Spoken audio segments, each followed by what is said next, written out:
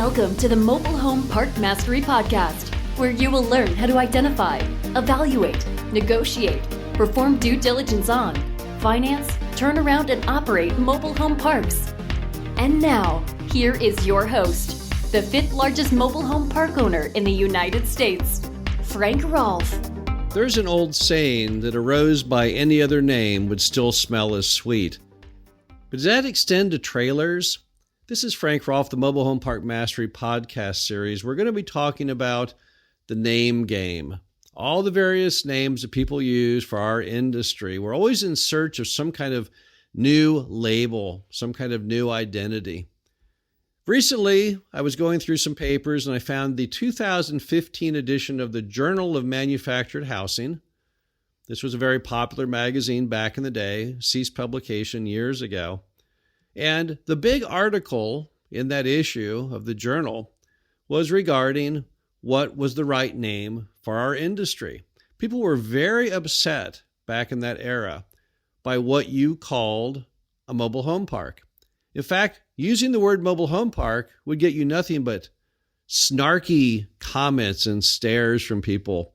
They were shocked and horrified you could even mention the name mobile home park because the correct name they thought was manufactured home community. Let's try and figure out for a minute where that came from. So the industry began with the name trailer. It was not a bad name. It was not meant to be derogatory in any possible form or fashion. Trailers came from wealthy people who built trailers to pull behind their cars so they didn't have to sleep on the ground at the end of the day. Trailer parks became parking lots for wealthy people to park those trailers when they were on the road, and cities built those trailer parks proudly, just like private airports try to attract these wealthy customers to stay and maybe buy a meal, or more importantly, invest in their town. So the word trailer park really didn't have any negative stereotype, but yet our industry didn't like it. Then the name changed to mobile home. Why? Because as the homes became larger, there was a fissure in the industry between RVs and mobile homes. Mobile homes being considered for permanent residency, with RVs being for temporary. So the name mobile home was to define that this is something that's better than an RV. This is a home on wheels, not just a temporary housing product. But once again, the industry didn't like it. So then, in 1976, HUD took over building mobile homes. Prior to that, there had been hundreds of different manufacturers. Some people who were hobbyists building them just in their backyard or in a Quonset hut, or maybe in their garage. And when HUD took it over and said, from now on, every mobile home that you live in has to have this HUD seal on the back, they then changed the name again to manufactured housing, and consequently, manufactured housing community. The problem was nobody ever picked up on the name. So when it went from trailer park to mobile home park, for some reason, customers adopted that new nomenclature and it became the new standard. But when they shifted from mobile home park to manufactured home community, apparently nobody got the memo. No one ever used the name. The American public never embraced the idea of manufactured home. Some people took it a step further. They again didn't like the manufactured home label and they tried to change it to a land lease community. They thought that sounded fancier, apparently. But the problem is, just like manufactured home, it didn't get adopted by anybody. Nobody much cared for the name. No one ever knew what that product was. So the industry has all these labels, many different labels. Some people today would say mobile home parks are all about affordable housing. There's another label. But does it really matter what the label is? Probably not. What's important is what your product looks like, what your customers think. Do they like to live there? Do they tell their friends this is a great living experience and a good value for the dollar? That's important, but I can tell you the name they're going to use. They're going to use the name mobile home park. How do I know? Just look at the SEO, search engine optimization on the internet for our industry. Look at the number of hits. It'll clearly tell you that there are only two names for our product that were actually adopted by the American public: trailer park and mobile home park. When you look at manufactured home community, a tiny, tiny fraction of Americans ever search under the name manufactured home community, and virtually nobody does under the concept of land lease community. So what it tells us is the real name of the industry, as far as the American public is concerned, is in fact mobile home park. So on the one hand, we'd have to say the correct name is mobile home park, but at the same time, most people who own mobile home parks adopt different names for different purposes. Let's assume I'm going to have a nice sign made out front, and I want to have the description of my product on the sign. I'm going to use manufactured home community. Why? Because it sounds classier. I may put the same on my business card. Why? Because again, it sounds classier. But yet I know no one's ever going to use that name. So manufactured home community to me, to a park owner, is kind of like wearing a tuxedo. It gives you a better version of yourself, but one that's very uncomfortable and very temporary. I don't know many people who go around every day wearing a tuxedo. I don't see them mowing their yards in tuxedos. I don't see them playing catch with their kid in a tuxedo. I don't see them going to the movies in a tuxedo. So I think we'd all have to assume that the name manufactured home community is only there for special occasions. And that's probably appropriate since no one even knows what a manufactured home community is anyway.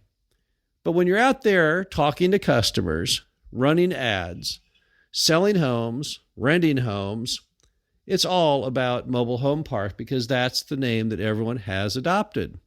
If I ran my ads in the newspaper and said manufactured home for sale or rent, no one would respond because they wouldn't know what that meant. I would bet the average American, if you said manufactured home, would think of a stick-built or a modular and would not even think you're talking about a mobile home. They'd correct you and say, wait a minute, you mean mobile home? What the heck's a manufactured home? So in all advertising, you've got to use mobile home park, or you just won't be able to sell or rent anything. No one will have any idea what you're even talking about. What about trailer park? Can you still use that? Sure. If you want to go down and talk to the tax assessor and get your value reduced, I would totally use, say, the words trailer park, because that makes it sound more backwards and not quite so desirable and possibly in poor repair. So that might help you get your assessment down.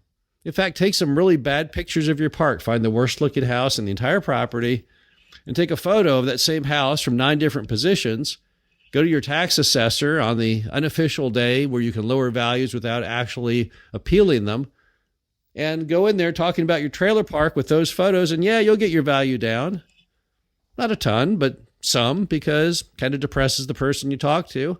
They're going to say, wow, trailer park, look at those pictures. Okay, buddy, I'll go ahead and take 50 grand off the value or something, and then you sign a little document and you're on your merry way. So again, even trailer park can get used. Now, I don't really have a good use for the words land lease community. Doesn't make any sense to anybody what that even is, so I wouldn't even use it. Then you look at some of the stalwarts of the industry. Look at Sam Zell. Sam Zell is the largest owner of mobile home parks in the U.S. If you get his book, Am I Being Too Subtle, read what it describes as a mobile home park. He wants to be fancy in the book, but at the same time, he falls back in the same category of everybody else. He calls them manufactured home parks. That is, as I recall, that's the name that he uses in the book. Now, should he put communities in there? Sure, he should have put a tuxedo on, but then if you've ever met Sam Zell, he's not much into making any kind of formal appearance.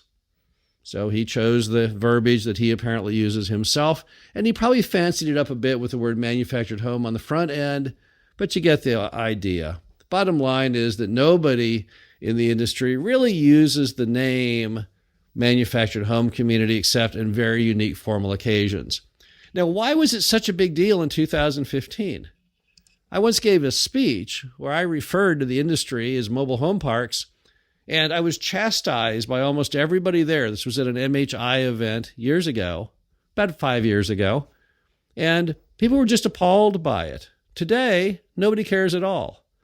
Suddenly, you can say the words mobile home park and no one even looks at you any which way. So why was everyone so concerned back in 2015? Well, in my opinion, what was happening was the industry still couldn't figure out what the heck it was doing. I remember back in 2015, people were still trying to bring out ever more expensive double wides and triple wides with this kind of idea that we were going to suddenly upgrade things. But a lot of that always comes from the manufacturing side, the people who build the mobile homes. The problem is there's a disconnect because as a park owner, I don't really care about the idea of upgrading mobile homes. I want stability. I want my lot rent. I want pride of ownership on the part of my residents. And most of all, I want them to not have a mortgage. I want them to own their home free and clear. If you look back historically, a lot of the mobile home parks in the old days, there would be dealers all the time trying to get people in the mobile home parks to upgrade their model.